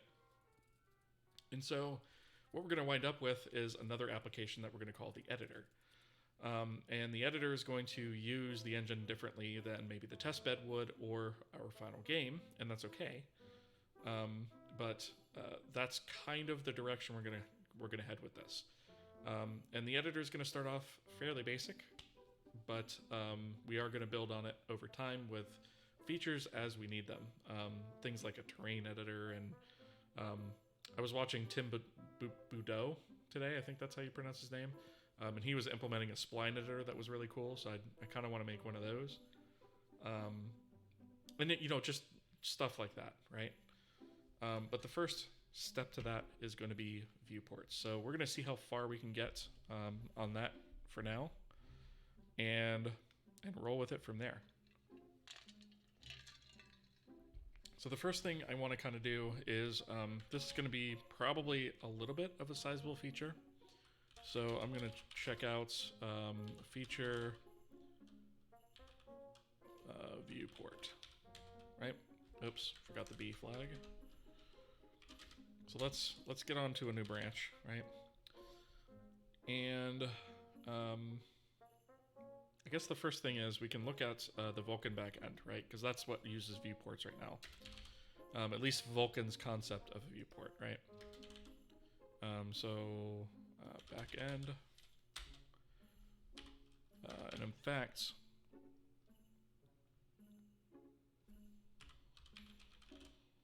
dynamic state. This is where we're setting that, right? So we have a viewport rectangle and a scissor rectangle. And again, these are just using the frame buffer width and height to determine this stuff, right? For both of these guys. And so we really should be using a portion of that frame buffer, the frame buffer being the entire Windows image that everything gets drawn to. We really should just be using a portion of that, right? Instead of the whole thing. And so this is probably the first place that we're going to want to change and pull data from our viewport rectangle, right? So to give you guys an idea of what I'm talking about, I'm just going to change some stuff, and it's not going to look quite right, but this is a rectangle, so I'm going to set this to plus 20.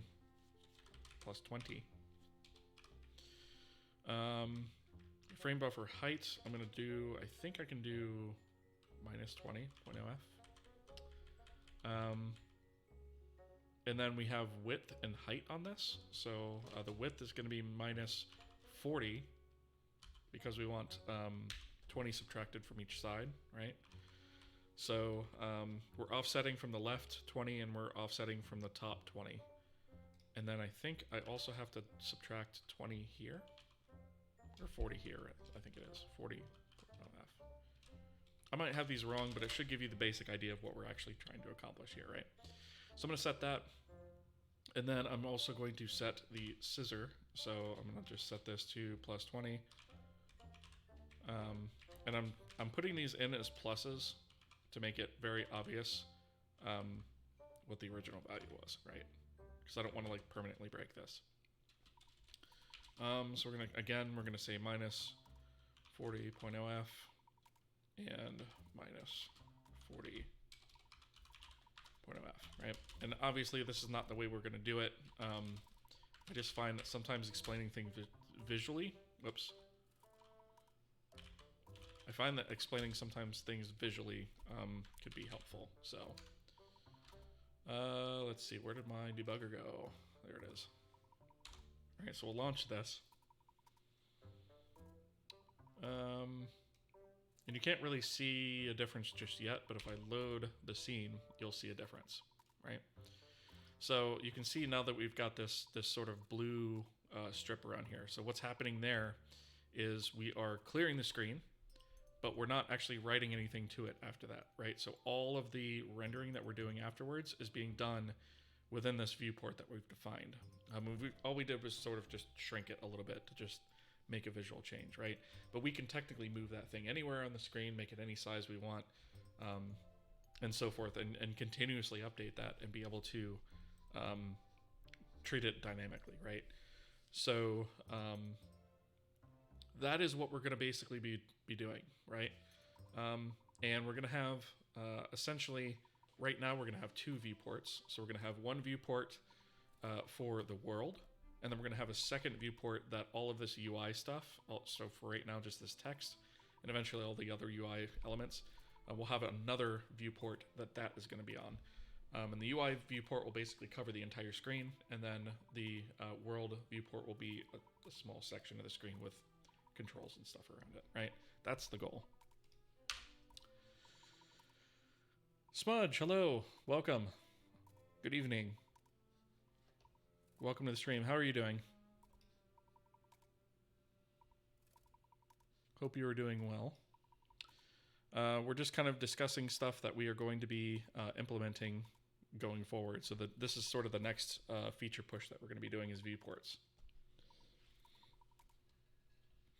So I hope that makes sense to you guys in terms of what we're going to be doing. So I'm thinking the viewport should probably be Do I want to put that under? I think I'm going to put it under its own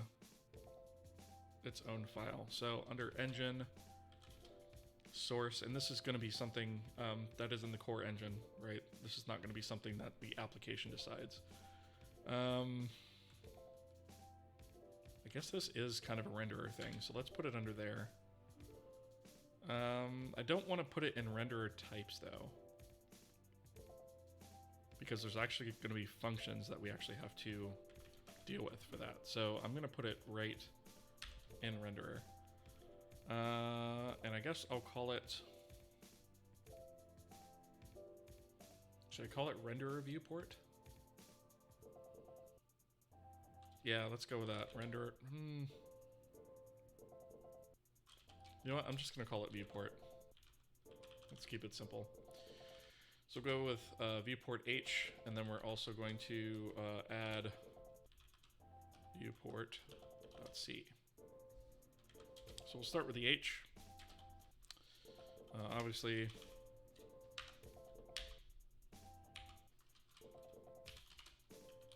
fragment once. We're going to need our math types. I don't know if we're going to need renderer types or not. I think math types will be sufficient. So let's think about what we want to have here. So we want type def of viewport.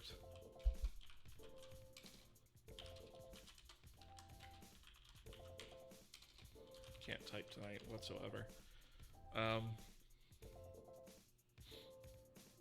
Let's go with a vector 4, and we'll call this rect, right? And so this will be the dimensions of this viewport, x, y position, and then z and w are width, height, right? I suppose I could alias that type and maybe do something a little bit more fancy with it, but I think for now this is fine. So we need a rectangle. We're also going to need a matrix 4 projection, right? Because the viewport is going to be responsible for maintaining the projection matrix, and we'll get the projection matrix from that. You're a bit sleepy today, but otherwise doing well. That's fair enough. That's going to be me tomorrow, probably. So let me think. What else does the... So this is relative to the entire screen, so I think...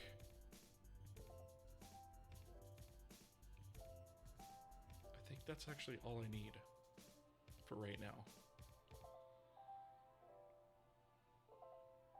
I can't think of anything else. Eventually, I'm thinking that we may actually transfer control of rendering the render graph, quote unquote. We might also transfer that to the viewport as well, because that kind of makes sense, right? The viewport kind of knows what it's going to be rendering. But I think for right now, this is going to work. So we want a few basic functions. We want to export these, of course, so the application can create them at will, because that's where they're ultimately going to be defined. So in this case, we want to say B8 viewport create. Take a vec4 rect.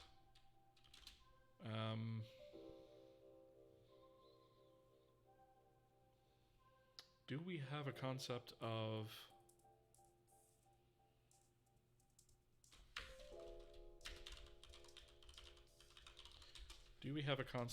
the different types of projection matrix as an enumeration? I don't know that we do.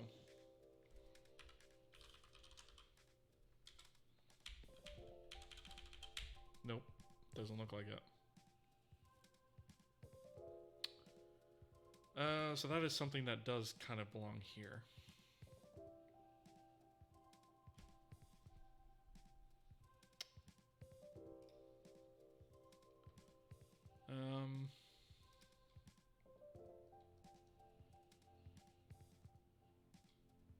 All right, let me go to, I guess it doesn't really matter where I put it. I guess I can put it up here with the other stuff. Oh, I just found something that probably ought to be moved off to the application. So we have all of our render attachment types stuff up here. Render target attachments. Maybe this is where we should put it. So we'll say type def, enumeration, render, projection, matrix, type. Renderer. Right. Render, projection, matrix, type. Projection, matrix, type, perspective, and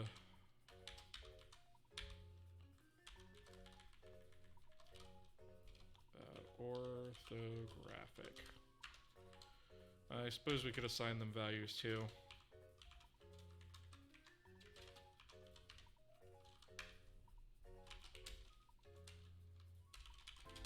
Right, and so now we're going to use this type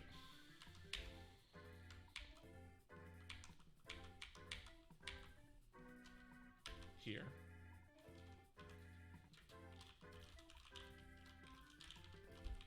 Projection matrix type. Which means that we also actually have to store that here. So, matrix type, projection, matrix type. Oh. That's interesting. I didn't realize that my language server would actually do that. I don't know if you guys saw that, but it actually included this automatically for me. Well, that was kind of awesome. I don't remember doing that before. I did update it recently, so maybe that's a new thing. Maybe that's a new thing. I'm not sure. All right. So the create is pretty straightforward. Obviously, we have the need to destroy as well. Destroy. And oh, you know what? This is gonna need. I just realized I didn't put a out pointer on this, so viewport out viewport. Right. So all this takes is a pointer to that. Now there's the potential that the viewport is also going to have to hold internal render specific data types. So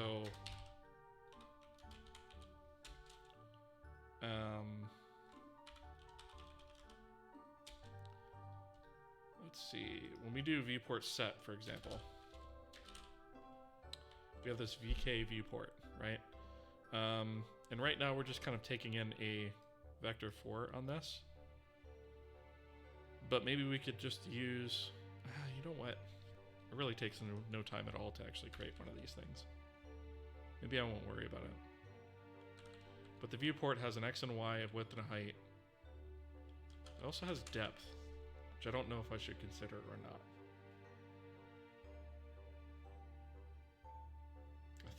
I think for now I'm not going to consider it, and if I need to add it for some reason, I can always port it and add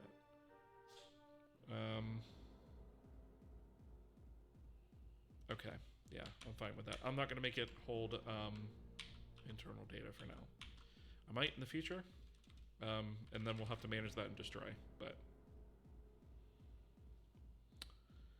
all right, the other thing that viewports need is, I guess I'll do return type void viewport on resize. Or maybe I'll just say viewport resize, right? We won't necessarily tie it to an event or something. It doesn't necessarily need to be tied to an event.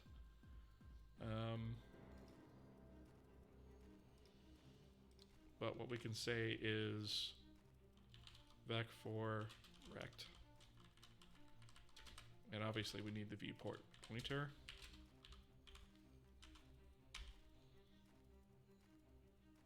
And that can be what triggers this projection matrix recalculation.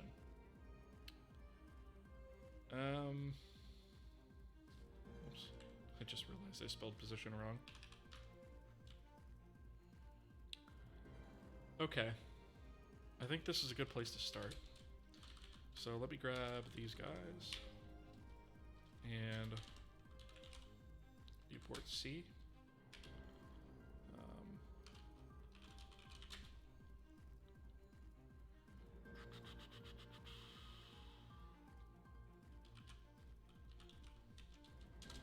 Include viewport H.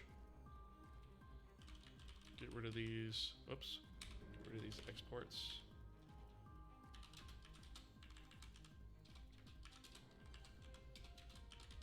I'm gonna need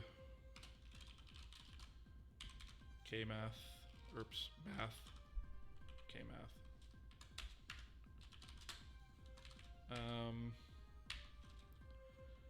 All right, so if not out viewport, turn false, right?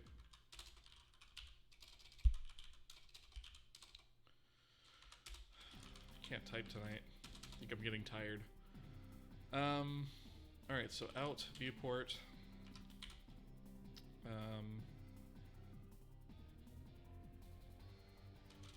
I guess rect equals rect. Out viewports.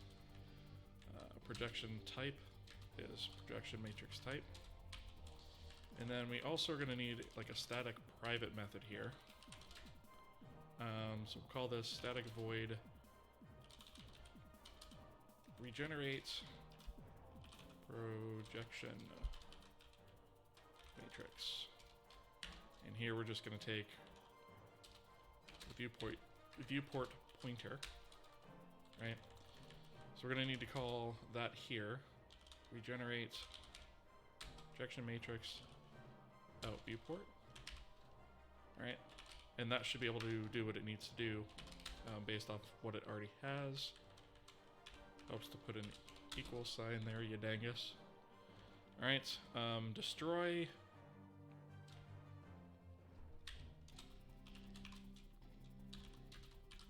I guess I could K0 memory, right? V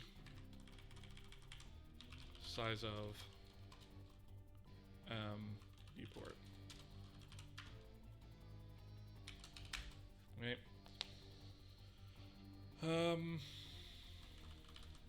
And then the resize needs to say if v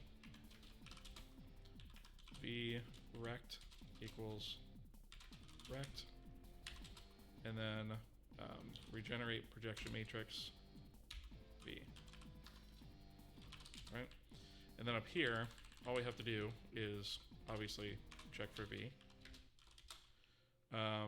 And then say if v projection matrix type equals projection matrix type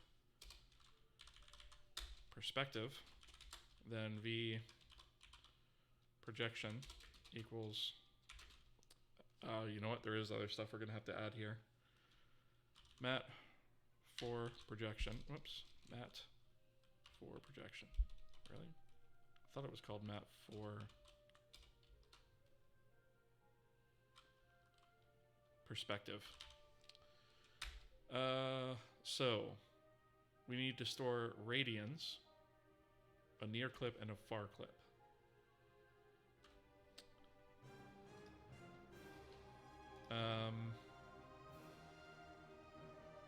So I guess the FOV is something we're going to have to add.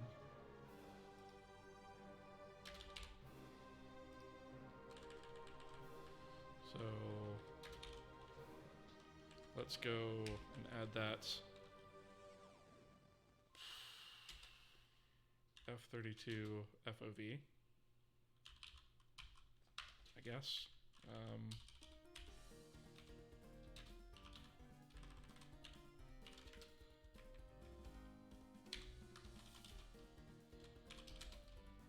Right, we'll add it here as well. F32 FOV. Out viewport FOV equals FOV.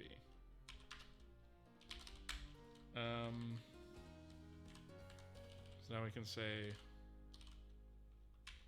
the FOV.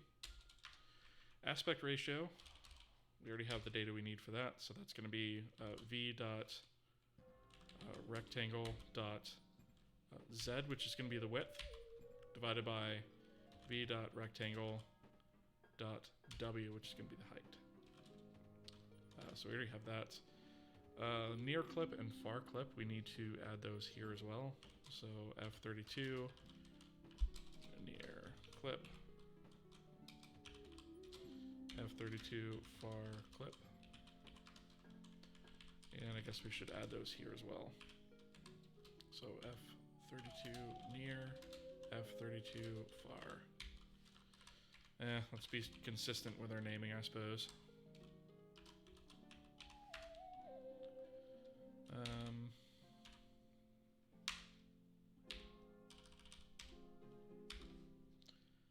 Put those here.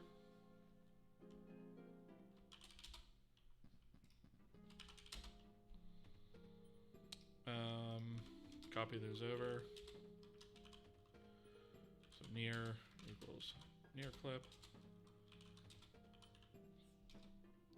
Far equals far clip. Okay. And now we can say up here,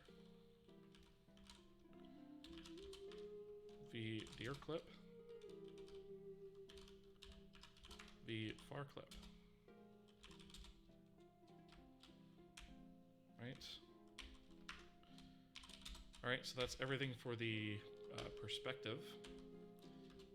Else if v projection matrix type equals render projection matrix type orthographic, then v projection equals map for orthographic. And so this one's a little bit simpler. So we have v.rect.x and v.rect.y, v.rect.z. Wait a minute. Did I do that backwards?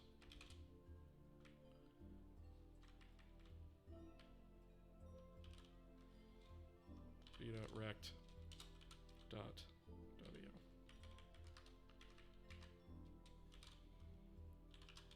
V near clip, V far clip. Let me make sure I got these properties right.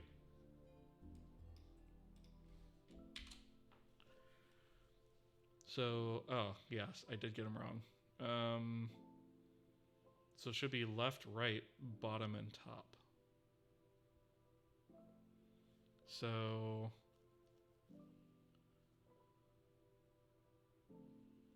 Y and Z need to be reversed.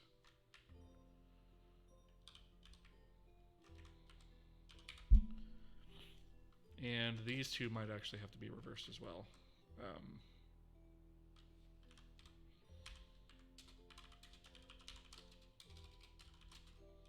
May need to reverse Y and W. Not 100% sure about that yet.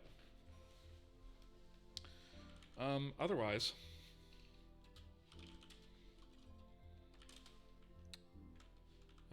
we need to include core logger. We are going to bleat about this. And we'll say generate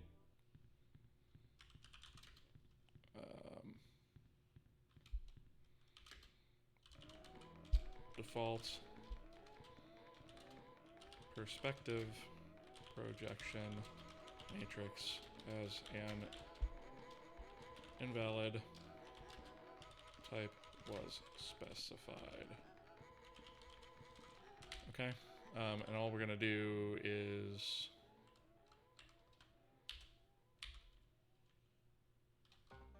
that. So for some reason, some rubbish value is set for the type, we're gonna try and recover from it. And that is basically our structure that we're gonna build on top of for next time. So I think this is probably where we're going to go ahead and end the stream, because I do have work tomorrow. I have to get up early in the morning. I think we've made pretty decent progress tonight. We did do one of the things we set out to do, and we were able to get started on Viewports. I wasn't sure we were even going to be able to get started on this, but we did. So I'm pretty happy with that. I think we made pretty good progress. So we do have an ad starting soon, and unfortunately I'm not going to be able to skip it. So I'm not going to end the stream yet. I'm going to see you guys on the other side of that ad.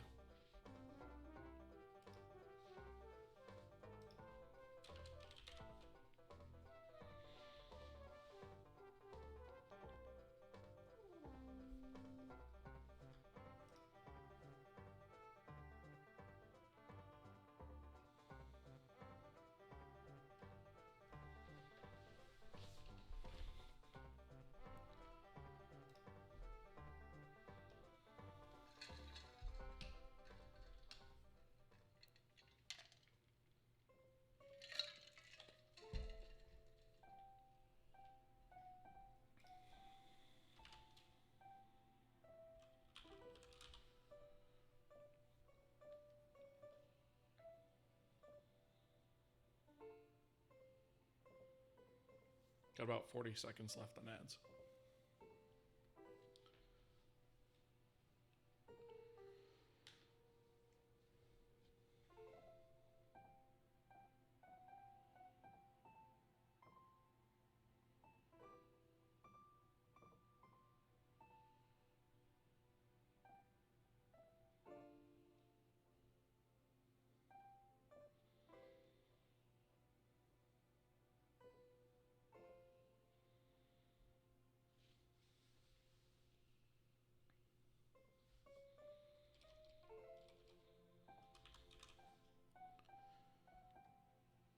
All right, and we are back. So really quickly before I wrap things up, I just want to mention that we do have a website for Kohi. It's kohiengine.com. You guys can find out information about the engine, the project overall, and whatnot on here. So we do have links to the YouTube. I'll also post a link here in chat to that. And then we also have a Discord server that's got about 600 people on it. I'll drop a link in chat for that as well. And of course we have a GitHub with this project on it as well. So there's a link to chat available to you guys there as well. And then I also want to point out that there's a couple of other things on here, like there's some auto-generated API documentation. So, you know, we can come in here and look at, for example, I don't know, the D array, right? And you're wondering how that works. The documentation's in here on that. So we're trying to keep this up to date as we continue on with the engine, right? I should mention this is only the engine core that this is being generated for right now. The plugins don't generate. I still have to work on that. But we do at least have this, right? So that is something. So if you guys like the work that I'm doing here, I would encourage you to follow the channel because you know, we do all the development basically goes through this Twitch channel. I also upload all of these streams. I upload the VODs to my YouTube channel, so everything is archived and available there as well for you guys to see. So that is all there. And yeah, that pretty much does it. If you guys, like my work, I encourage you to follow me here, follow me on YouTube, hit the little subscribe buttons, likes, all that crap, and then, let's see, who am I going to raid tonight? I know who I'm raiding. So tonight, I'm going to raid the Primogen, because he's actually online for once, while I'm online, so I'm going to raid him, because he's the Primogen, right? So, thank you guys so much for being here. I really appreciate y'all, and, we will pick this up in the next stream. Thank you for the follow, and yeah, I'll see you guys next time. Peace.